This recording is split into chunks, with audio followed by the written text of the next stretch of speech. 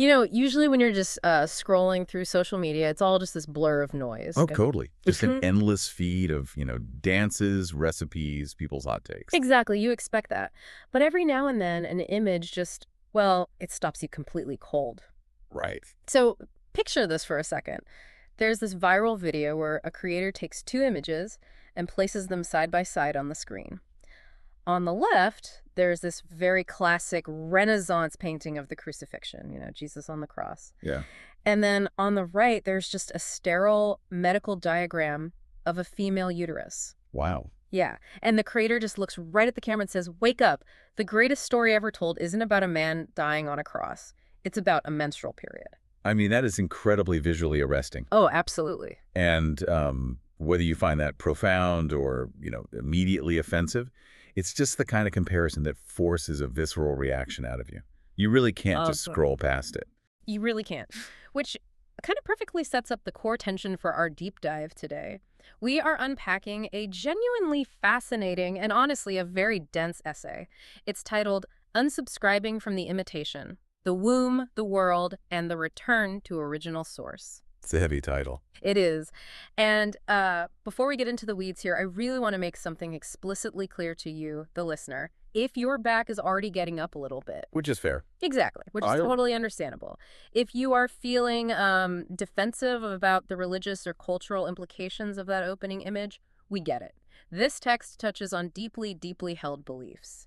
So our mission today is not to take sides. Right. We're not endorsing these viewpoints. No, not at all. We aren't trying to tell you what religion to practice or anything like that. We are just acting as your impartial guides here. We want to break down the actual mechanics of what this author is arguing, just so you can understand a set of, frankly, very challenging ideas that attempt to completely reimagine human history, biology, and spirituality. And I think the foundational premise we really need to look at first, like the main lens through which this essay views the entire world, is this idea that modern patriarchal civilization is an inversion. Right, an inversion. Exactly. An inversion of a much, much older womb-centric reality. And the argument is that if we can understand the mechanics of, how and why this massive historical shift happened, it completely reframes our society. It reframes our deepest myths, and honestly, most importantly, how we relate to our own physical bodies today. So let's start right at the beginning, because to even understand how anyone gets to comparing a crucifixion to a uterus, we have to look at the psychological origin story the text presents. Right. The essay introduces this concept, and they call it the jealousy underneath everything. It's a great phrase. It really is. And the premise is that at the very bottom of the male psyche, there is this fundamental wound. And that wound is simply the realization that he did not make himself. Right, and it's really framed as almost a clinical anthropological observation. It's not meant to be this modern critique of men. Yeah, that's a good distinction to make. Just think about early human experience, right? Every single human comes from somewhere, from someone. Yeah. You are held, grown, fed, and ultimately released into the world from a body that is not your own. And this female body has a biological capability that the male body will just never possess. Ever. The ability to bleed without dying, to physically open, bring forth new life out of literal darkness, close, cycle, and renew. I mean, it's not a poetic metaphor. No, it's raw biology. Yeah. Okay, so let's unpack this for a second, because I really had to sit with this section to grasp the nuance. Because if you're listening, it might sound like an attack on men, right? Right, but it's really an anthropological theory. Exactly. It's about this deep, almost unconscious weight of knowing you are fundamentally downstream from the source of life. And you can actually see this in the archaeological record. Early human civilization reflected this completely. The earliest deities, they weren't, sky gods throwing lightning bolts. Right. They were pregnant female forms painted deep inside cave walls. The very first sacred objects we have found are vulvas carved into stone. Oh, wow. Yeah. And the oldest known religious sites were all oriented toward female cosmic forces. So the moon, the tides, the changing of the Earth's seasons. And why is that? Because those natural phenomena mirror the exact biological function of the womb. Think about it. A seed goes into the dark, it gestates in the unknown, life breaks through, the Earth rests, and the cycle just begins again. No. Okay, so if early humanity recognized the womb as the literal center of the universe, what happened? Because the essay describes this massive historical pivot. Inversion. The inversion, exactly. A turning point where what was once revered suddenly became deeply feared. What was worshipped became regulated, shamed, controlled. But, like, why? If something is the source of life, why on earth would you invert it? Well, this relies on a pretty foundational concept in depth psychology, which is basically what the ego cannot integrate, it must invert. Oh, interesting. Yeah, the shadow doesn't just disappear, right? Yay. It operates underneath our awareness. Yeah. So if the male ego, as it developed, could not replicate the womb and felt terrified by its complete dependency on this power, it couldn't control. It had to invert the relationship. Exactly. What could not be owned had to be made shameful. Whatever exceeds the ego's jurisdiction has to be managed or, outright destroyed. It's like the ultimate hostile takeover. That's a perfect way to put it. Because the male ego couldn't replicate the womb, it had to just erase it from the cosmic origin story altogether. And look at what replaced it. We get a male deity who creates everything from the outside. Right, he doesn't gestate life. No. He uses words. He uses thought. He issues commands. Yeah. Suddenly, the creator isn't this bleeding body giving birth. It's a disembodied voice from above saying, let there be light. And what's fascinating here is that the suppression of the sacred feminine isn't framed as just simple misogyny or like a petty dislike of women. Right. It is a profound existential terror of the uncontrollable because the womb is wild. Yeah. It does its work in the dark. It doesn't ask the rational mind for permission. Oh, it's such a good point. So in dominant religious systems, that organic source of life became something that had to be purified, hidden, or managed by priests and laws. Which circles us all the way back to that viral video and the crucifixion. Right. Because if the original source of life was structurally replaced in our culture by this new male-centric, mind-centric model, that inherently changes the actual stories and myths we pass down. Absolutely. And the essay makes this incredibly provocative argument that the story of Jesus is fundamentally a womb story. Yeah. When that creator puts the crucifixion beside the uterine diagram, the argument isn't that she's being sacrilegious. The argument is that she is recovering a buried narrative skeleton. A structural homology, I think they called it. Exactly. Scholars in comparative mythology call it a structural homology. Essentially, it means the underlying framework of the story is identical. So a being descends into darkness, experiences a death, goes into the earth for 3 days, and rises renewed. And if you map that onto the biological and natural cycles, it lines up perfectly. It does. The crucifixion represents the shedding, the letting go. The 3 days in the tomb is the dark phase. Like in lunar cycles, you have those 3 days of the dark moon where nothing is visible in the sky. And in menstrual traditions, that pause between one cycle and the next is biologically the exact same interval. Wow, yeah. And then the resurrection is the new lining, the renewed uterine wall, the potential of the next cycle restored. And it's worth noting, this narrative skeleton predates Christianity by thousands of years. Wait, really? Oh, yeah. The mystery religions of the ancient Mediterranean, so like the Eleusinian mysteries in Greece or the cult of Isis in Egypt, they all encoded this exact same descent, shedding, and cyclical return. A descent into darkness, a death that isn't permanent, and a return. But here, this is where it gets really interesting for me. The defining move of patriarchal theology wasn't just slapping male names onto female characters. Right. It was taking a story that was inherently cyclical and forcing it to be linear. And this is the crux of why this historical shift matters so much today. Cyclical time, the time of the body, the moon, the seasons, that is deeply threatening to the ego. Because it repeats. Because in a cycle, death is guaranteed to come back. Winter always returns. Cyclical time doesn't have a winner. It doesn't have a final, ultimate triumph where someone plants a flag and says, history is over, we beat death permanently. And the ego absolutely hates a tie game. It really goes. It finds it completely intolerable that things just release, compost, and begin again. The ego needs a finish line. It needs a permanent victory. Right. So the cycle was straightened into a line. There is one God, one definitive death, one resurrection, a definitive beginning of the world and an end of the world. Heaven or hell. Exactly. Heaven or hell. The womb story was completely flattened into a timeline, the cycle was erased, and this linear inversion was packaged as the greatest story ever told. And the consequences of this shift are what we are living through right now. Yeah. Because this inversion didn't just stay trapped in ancient mythology or theological debates. It formed the blueprint for the entire civilization we are born into today. Which the essay refers to as The false world. Right. And I love that phrasing because it clarifies that this isn't some shadowy conspiracy. Right. There's no secret board of directors in a smoky room coordinating all of No, this. it's a shared hallucination. Exactly. It's an operating system where the male, linear, mind-driven experience is treated as the default standard of human existence. And we all breathe it in men and women, and we reproduce it because we've just never lived outside of it. And this false world runs on a very specific set of core inversions. Like what? Well, the mind is always valued over the body, rationality over intuition, linear progress over cyclical maintenance, production over regeneration, control over trust.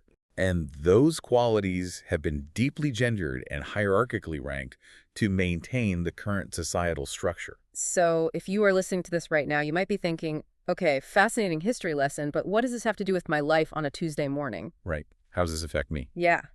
And the argument here is that the trauma of this false world isn't just a political philosophy. It is profoundly somatic. It literally lives right in your physical tissues. Because from the absolute second we are born, we are trained to disrespect, ignore, and override our own bodies. Just trace it back to infancy. Yeah. A baby is born, and almost immediately its biological hunger is put on a hospital or societal schedule. Yeah, that's true. Its sleep is managed to fit productivity norms. And then as children, we're taught to swallow our tears, suppress our anger, sit still for 8 hours a day. Raise our hands to ask for permission to use the bathroom. Exactly. By the time you reach adulthood, your body has basically been trained to act like a subordinate employee. Oh, that's so sad but true. It has to ask permission from your mind before it speaks. Yeah. You learn to view your body's signals, so exhaustion, pain, hormonal shifts, as annoying inconveniences that just need to be medicated so you can get back to producing. Right. The essay contrasts these two operating systems so well because the ego mind is obsessed with being right. It builds cases, it argues with itself, it rehearses arguments in the shower. Oh, we all do that. We all do it. It constantly projects into the future or dissects the past to maintain this coherent narrative of control. But the body doesn't care about being right. No, the body's just trying to be alive. Yes. It doesn't build a philosophical argument for why it needs rest. It just sends the signal, I am tired, I am hungry. Right. But let me push back on this for a second, because if I'm playing devil's advocate, and I think a lot of listeners will feel this way too, isn't the mind's ability to plan, theorize, and override impulses exactly why we have modern civilization? Sure. Like, if I just listened to every impulse my body had, I would eat cake for breakfast, skip work, and lay in the sun all day. I mean, we need the ego to survive, don't we? It's like a flashy new software app. Well, it's a very natural pushback. But the essay isn't suggesting the mind is useless or that we should just devolve into feral chaos. Okay. It's about the hierarchy. The ego mind is downstream of the body's knowing, not upstream from it. Okay, explain that. Think about an airplane. The body is the highly sophisticated, incredibly complex autopilot system that has successfully flown millions of miles over thousands of years. It beats your heart, digests your food, and heals your cuts without any conscious input from you. And the ego mind. The ego mind is like a passenger who broke into the cockpit, grabbed the yoke, and is trying to fly a 747 manually by reading a pocket manual. Oh, wow. Right? The passenger's smart, they might even know some aerodynamics, but they're ignoring the massive supercomputer right in front of them. And when the passenger constantly fights the autopilot, the plane shakes. It experiences turbulence. So the text is arguing that things like chronic pain, severe anxiety, autoimmune issues, these aren't always the body failing. Exactly. They're the body screaming in response to a perpetual state of override by a panicked pilot. Healing, then, cannot happen by just giving the panicked passenger a better manual. You have to step back. The disease is not in the body. The disease is in the relationship to the body. Healing requires treating the body's communications as vital intelligence, rather than just static on the radio. Which brings us to the real heavy lifting of this essay. If our minds are essentially running a hostile takeover of our bodies 204/7, and it's causing this collective trauma and exhaustion, how does the author expect us to reverse an operating system we've been running since birth? Well, the proposed path forward is a return to the root. Yeah. We have to heal the split. And the author uses this really simple but profound botanical metaphor. The tree metaphor. Right. The corrupted, hyper-rational masculine energy we've been discussing is like a branch of a tree that forgot it was a branch and began hallucinating that it was the root system. And the real root is Mother Nature, the original source. You can't fix a dying branch by working further out along the branch, applying more life hacks or productivity tools. No, you have to trace it all the way back to the root and restore the connection. So how do we practically do that? Practically, restoring that connection means returning to what the author calls the inner child. Now, we need to pause here because inner child has become such a diluted pop psychology buzzword. It really has. But in this context, it is not a metaphor. It is described as a phenomenological reality. Right, which sounds incredibly academic. It sounds like a grad school syllabus. It does. But what they mean is that it's the actual physical memory stored in your nervous system of what it felt like to exist before society told you who you were supposed to be. Before the ego formed its defenses. Exactly. The essay says this inner child is the part of you that knew joy without needing to justify it. It felt grief without apologizing for it. It knew exactly what it needed before it was trained to forget. So healing is not merely about sitting in therapy and recounting painful childhood memories. Oh, it is an active restoration of radical trust. Rebuilding the trust that the body is inherently wise, that your physical needs deserve to be met, and that your baseline existence is fundamentally good. Because that trust was systematically shattered by the grinding pressure of a linear society that demands you suppress intuition for the sake of compliance. Exactly. And when you actually start rebuilding that trust, the essay argues it completely shatters how we view massive concepts in our lives. Take beauty, for example. We talk a lot today about redefining beauty or, body positivity. Right. But the author points out that trying to redefine beauty is actually a trap. Because redefining still relies on looking into an external mirror and asking society for validation. You're just holding up a slightly wider, more inclusive mirror. Oh, that is such a powerful nuance. It is. The necessary paradigm shift isn't redefinition, it is dissolution. You have to smash the mirror entirely. Yes. True health is simply what happens when a living organism is in open communication with itself. And beauty isn't an aesthetic standard. It is the natural state of a living body that isn't distorted by suppression, chronic shame, or starvation. The essay explicitly states, you are already enough. But, and this is key, it frames it not as some cheesy therapeutic affirmation on a coffee mug, but as a biological absolute. Right. Look at a forest. A tree doesn't need to earn its right to take up space. Life simply does not produce things that need to be improved before they are allowed to exist. The idea that you need to be fixed or upgraded is just a product of the false world trying to sell you a cure for an insecurity it invented in the first place. Which completely bankrupts the industries built on our self-hatred. It really does. And if you take that realization that you are inherently whole and valid and apply it to how we interact with others, it completely dismantles our cultural narrative around romance and relationships. Oh, this section on romance was An absolute gut punch. a total gut punch. Because if we're all walking around feeling fundamentally disconnected from our own bodies and our own worth, how do we date? We don't do it well. We really don't. The essay describes modern romantic culture as possession in a flattering costume. I know. It argues that what we constantly label as love is actually just the ego's desperate hunger for completion through someone else's surrender. I mean, think about the anxiety of modern dating, the jealousy, the constant need for validation, the fear of abandonment. We use other people as human mirrors because we absolutely despise our own reflection. We demand that our partner fill a void of self-love that we never learned to provide for ourselves. And it creates a dynamic based entirely on control and extraction, just masked as affection.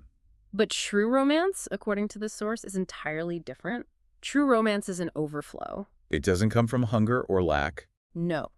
It happens when you have integrated that nervous system memory of your inner child, when you have listened to your body so well and loved your own existence so completely that you simply do not need another person to complete you.